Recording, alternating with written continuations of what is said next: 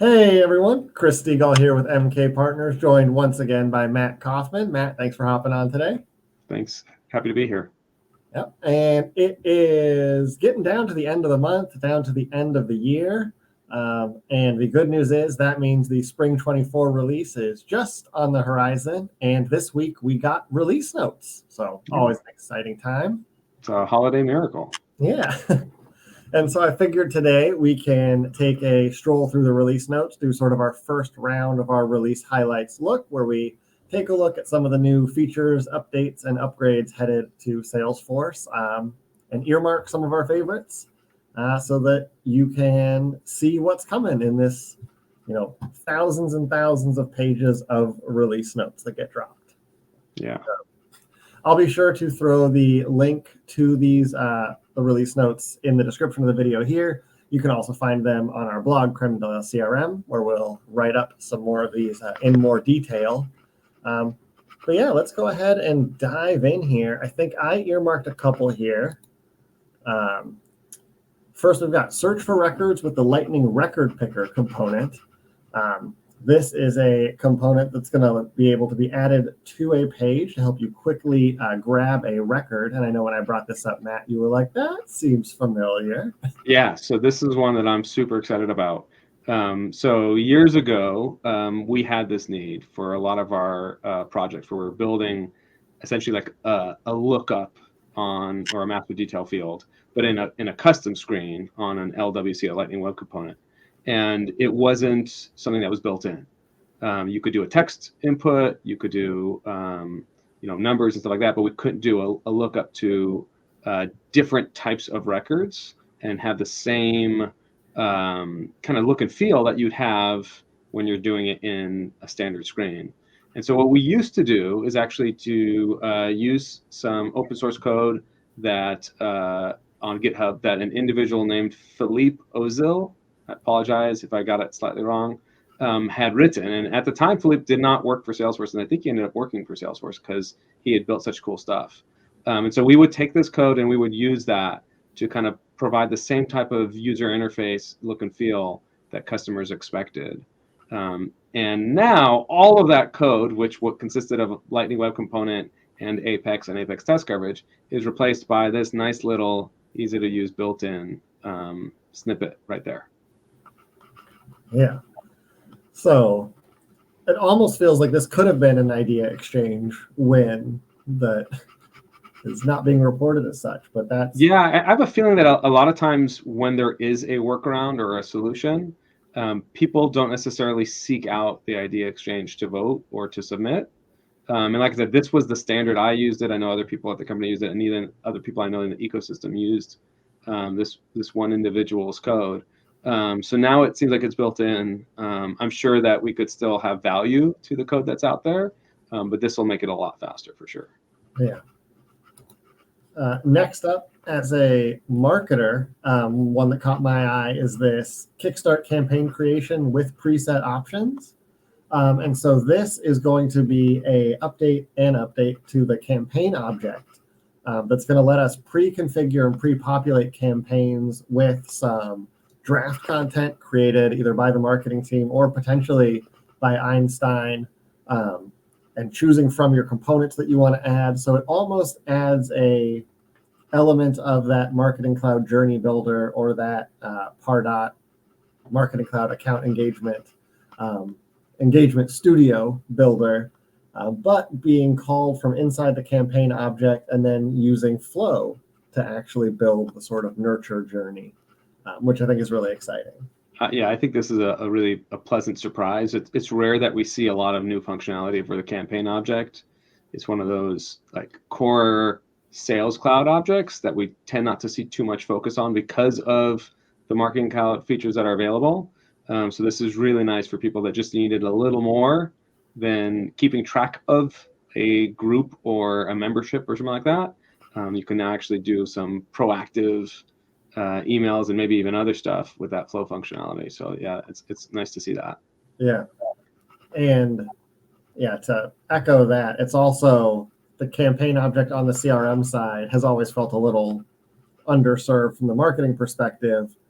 because it has the same name as the campaign component in Marketing Cloud or the campaign component in Pardot, and they all behave differently and sort of like want to be pointed at each other, but because they serve different purposes, it's always been kind of that like, Yeah. how and why, and do I give the sales team access to Pardot so they can see the campaigns there where it's really a measurement of their source, or do I have to like be double, dataing and moving everything over and duplicating campaigns on the CRM side? So this, I feel like, should inspire marketers to build their campaigns on the CRM side and sort of solve that problem. Yeah, you'll note that the campaign object has really made it, though, when it's Lightning campaigns or Einstein campaigns or something like that, then we know that, it's made it to the big leagues. Yeah, Campaign Cloud will be the final form.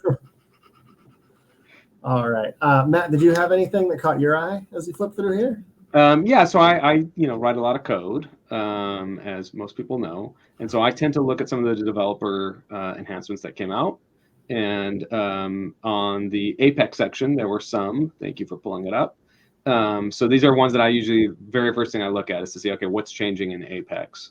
And I was, I think, happiest to see not that there were necessarily specific changes, but that the changes that are being implemented are all idea exchange delivered changes. Not all of them, but a lot of them are.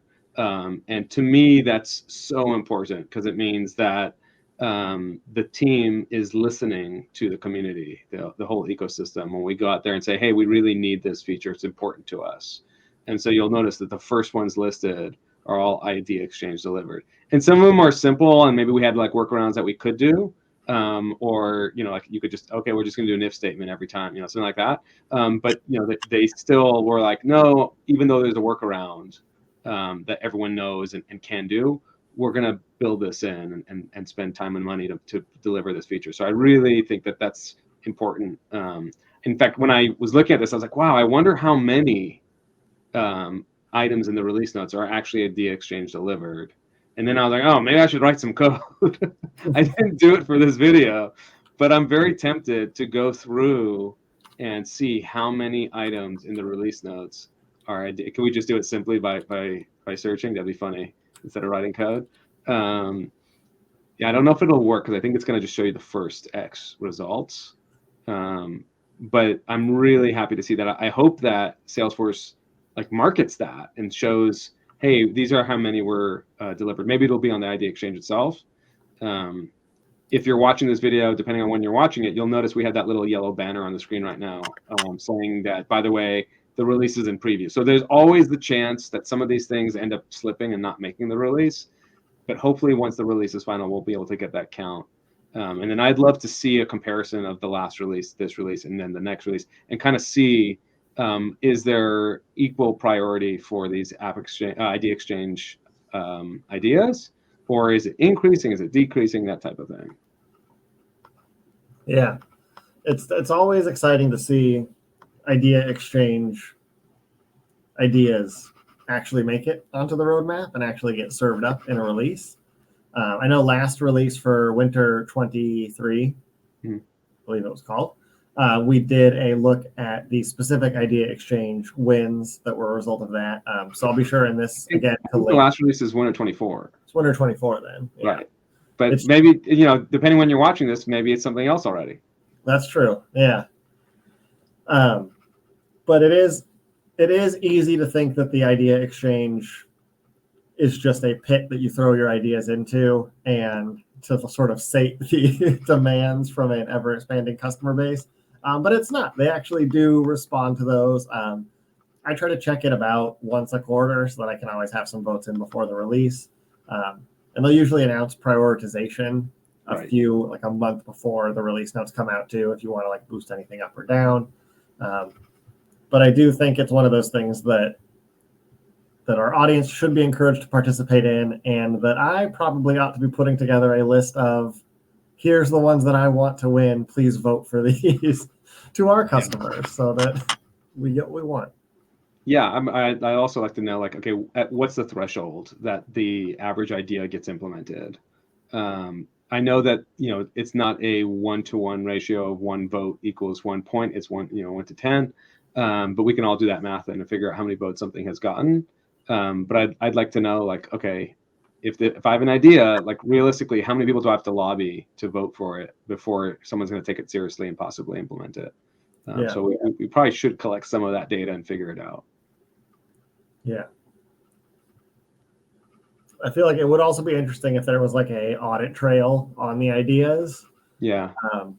Just because if I would like to see how, like, what the original source was, because I can also imagine if I'm Salesforce and I have the roadmap for the next 3 releases and I have a bunch of ideas, I would throw them on the idea exchange to see what gets upvoted and then be like, great, Right. I don't need to build all of it. I can build just the top 3 features. Yeah, that's a great point. Yeah, I don't know if it's used for that purpose to kind of like do market research, but that is a great idea. Maybe you should log that on the idea exchange. That they proactively post the features that they're planning. Because looking through the releases, I was looking, especially like under the sales enhancements, there's a lot of things that I didn't know this was, going to come out. There's no way for me to know. But it would be kind of neat to have some of that advanced notice that here's something that we're considering. What do you guys think? And let us vote on that as well. And then when it comes to prioritization, we could say, you know what, this is a great idea. Yes, you should build it, but all these other things are actually more important. So can you focus on that first? Yeah. And I see little issues in the app on a regular basis, especially in setup where like things sometimes are still classic and stuff like that, yeah, it's annoying, but we could log those and then let us decide. Is that something that we all feel is more important than a new enhancement? Getting the delete page layout screen to work properly, something like that. Hint, hint. Yeah. Yeah. That would be a holiday miracle. And then last up here, I thought it might be fun to take a look at updates coming to Flow Builder. It is a tool that I have been trying to get more and more comfortable with and fluent in. And I know, Matt, as a developer, it's also something that you have more experience using than I do, but like historically not your first go-to for solving a problem, but it's what Salesforce is pushing as their new automation tool. And now that we've moved away from Process Builder and Workflow. And so I thought it'd be definitely not using Workflow or Process Builder anymore. So it's Flow or Code. Yeah. And when possible, try to do it with Flow. Yeah. So I figured we could run through these at a high level and see if any of them stand out to us as helpful, useful, or I need to know more. I mean, so it's interesting if you go down the list, like there's some logic here. So the first one, send data to Data Cloud using flows, I think is really important. The idea of Data Cloud is that we're going to aggregate all this data from different sources. And there's different documentation out there already, like how to load data from an Amazon S3 bucket and things like that. And it's great because now we can just load all this external data, but we should make it as easy as possible to load data from Salesforce too. And so having a real-time process using Flow to push data from Salesforce into Data Cloud would be perfect. And so that's coming out already. My guess is that was always the plan, and it was just didn't make it for the last release. And so that's nice to see that that's happening there. I know for us as an App Exchange partner, we get data about licensing and features and things like that in our Salesforce org. And so we want to be able to push that into Data Cloud and kind of build this bigger picture about our clients. And sometimes, we might know that an individual works at a business, let's just say John works at Acme, and that's our primary point of contact. But then we find out, Sally also works there. And so we want to be able to link all of that. And there are always ways to do it in Salesforce, but it's a little easier to do that type of stuff in Data Cloud. Yeah. And coupled with the Dreamforce announcement that everybody gets Data Cloud licenses for free now, it makes sense that they would want to make using it as easy as possible, but also to get people more entrenched in that platform. Right. So if you are an existing client and you don't have Data Cloud yet, or existing customer of Salesforce, you don't have Data Cloud yet, you need your system administrator to go to the Your Account screen, which is available from the menu at the top. And once there, you can actually see your contracts and your orders from the past, but you can also order new features or new products. And one of the things that you can order now is Data Cloud, and it starts at $0. So you can just order it. You still got to fill out some type of agreement saying that yes, you're agreeing to use it the right way and stuff like that. But there's just a limit to how much you can store in it and use it. So, but that within that limited free tier, you can use the functionality. It's all fully there. And so that's available to every customer. You might as well try it out, turn it on and play with it, especially, the next 2 weeks or so of the year. We're at the end of the year right now. You got a little extra time. Data Cloud's the perfect thing to play with. Yeah. And that reminded me, I actually missed one of my release highlights that should have been the ability to easily upgrade. Oh, right. Yes. For customers that are on the starter edition of Salesforce, which is kind of like the entry-level edition of Salesforce, you can now upgrade to Pro Suite using a self-service e-commerce type of functionality. Super exciting. We often, especially if someone on starter probably doesn't have as much experience with Salesforce, not just the technology, but also dealing with the company. And so they don't necessarily want to talk to an account executive and have to go through calls and demos and things like that, especially if they are talking with a consultant or somebody who maybe is a little more knowledgeable. And so now they can just click the button and do it. If they have no questions, then that's the right thing to do. And that'll probably be a lot faster than scheduling meetings and getting on demos. So that's exciting. I really like the look of this page. I know for our apps, I've wanted to build a similar type of page where people can upgrade. And so I probably will model it after this page. Nice look. Yeah, and it looks like it has like an object called comparison. So maybe we'd be able to use the same object on our product pages. Definitely we can use the look and feel. We'll have to change some of the details, but I like the fact that there's just the one button. It makes it really easy. Now, I'm sure there's a second screen after this. So I don't know if I'll be able to figure out how to look at that screen as well, because I don't have a starter edition on org.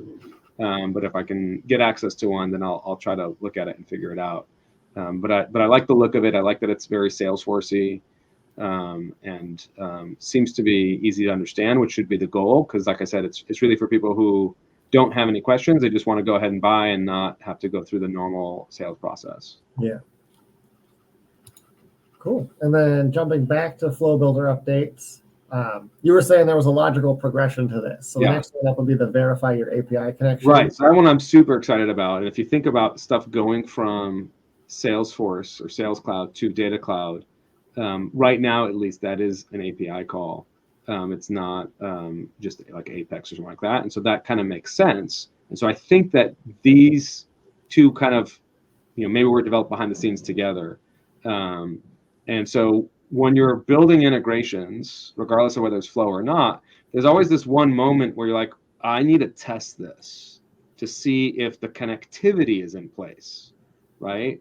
And so if you don't have an API call that you can make to test just the connectivity, that means you're making a real API call. And then you can imagine if we're charging credit cards, you don't want to charge the credit card just to find out that I hook things up properly, because then you have to go and void that charge as well.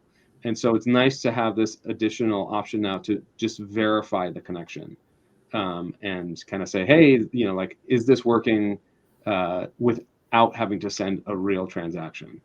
So that's a nice addition there that will make doing integrations using Flow a little easier in the future, especially debugging. So like every once in a while, we've seen where like an integration just doesn't work. And often it's like midnight. That's a little hint there. But we'll see something like we'll get an error message the next day and say, oh, the integration didn't work last night. And we're like, well, is it working today? And we're, I don't know yet. No one is. It's too early in the morning. No one's done anything, right? And so then your options are to charge a credit card or do something that is somewhat permanent, where you're sending data from Salesforce to another system. And so that's always kind of this like should I, shouldn't I type of moment. This would allow us to kind of eliminate that and say, well, okay, before I send a record to see is that the problem, let's just make sure that we still have our connectivity. Sometimes connections do expire. And the little thing about midnight, what we often will see if we're getting errors only at midnight is sometimes other systems are down for maintenance. And so, when we go to run it in the morning, it works. And so it doesn't work at midnight or 2 a.m. These like little windows that sometimes other systems will have their downtime. So this allows us to kind of logically decide, okay, well, let's just test, do we have connectivity? If we don't have connectivity, we know everything works. We just lost the connectivity. And if we do have connectivity, then we got to figure out, okay, was it a window or did something else break? And you're back where you started from. But at least you can eliminate the connectivity itself, and that your username and password still work, and that you haven't been locked out or anything like that. So I'm excited about that one. Yeah.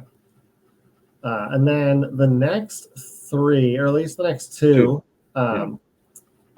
are components or functionality sort of being added to the flow itself. Yeah. So these are things where there are like there's always like some type of workaround, but it wasn't an elegant workaround. Yeah. So you can see like some are count items in collections more easily. So it's the more easily that's important there. And so it's kind of funny when you think about when we have a workaround, it often is more taxing on the server when we do the workaround, right? We're doing something that's not meant to be done.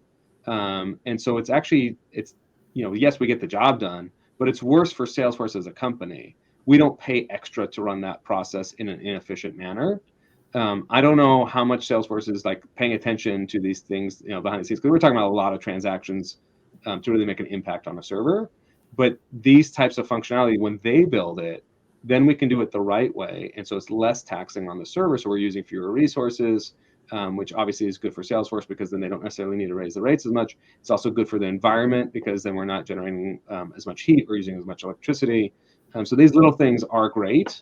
It's more easily, like you can see there. They're also in beta, which often means that it could change when it goes generally available. So you do have to be careful if you're going to take advantage of something like that for something critical, that you make sure you read the release notes for the next release and test out any changes when it goes generally available. Just an FYI. Yeah. And that first one, the ability to repeat a set of fields on a screen flow, is cool. I don't know what the workaround for that was, but their example of, entering beneficiaries for insurance and having the user be able to add as many as you need, or the one that jumps to mind for me is if somebody's tracking event attendance and needs to log, okay, here's another guest, I can just add them to the same screen in the flow instead of now let me go to the record, now let me go add additional ones because my flow was only enabled me to add one guest. Should be a big time saver in terms of, and let you build some flows that work more intuitively. Yeah, definitely. And not have to build extra fields or variables just to kind of get around these weird issues. Yeah. And then we've got components reacting to changes on the same screen, which is almost like formula fields in text displays, where you have display text or long text that adjusts based on what the user enters. That's cool. Right. Yeah, and so this is also some kind of thing where we had workarounds before. Often what we would do in the early days of Flow is there would not be a lot on the screen at any given moment. It'd be like one field only or one input. And so you'd have these 20 screens with one input each, but that way we could be really dynamic. And if you looked at the flow itself, there'd be a lot of branches based on what was just entered. That's inefficient from a time perspective. It's also really inefficient for administrators to have to maintain that. So this will make it a lot simpler to maintain the flows. And hopefully, you can make a change and not have to make the change 10 times in the same flow. Yep, and then there's a lot of reactive stuff in this release. Yeah, because the next one, use text templates to react to changes on the same screen, feels very similar. And then we've got validate user input for more screen components. We can now validate values for name, address, data tables, error messages as a result. So that's good. Anything that makes the flows more hands-off and user intuitive, I think, is good, because it's frustrating when you build a flow to the best of your ability, but then you still have to provide a bunch of documentation on how to use it because the edge cases are going to come up frequently enough that or the users have their own workarounds to get around your flow, and your flow is supposed to be the workaround to get around standard anyway. It's not just everybody doing their own thing. I like the one, I think it's second to last now, the find and select flow resources more easily. I often have a hard time finding the right resources. I don't know why. I don't see them, or I'm looking for them in the wrong place. And so I'm hoping that will make it easier on me, because I swear I go and I'll look for it. I don't find it. I go somewhere else and I look for it there, and then I don't find it. And I go back to where I started from, and now it's there. I'm like, wait, what just happened? Yeah. But maybe I need to slow down. But maybe this will also help. Obviously, other people must have had issues too. It couldn't just be me. And so hopefully this is, based on market research of what people had said they were expecting elements to be in, that then we'll be able to find them. Yeah.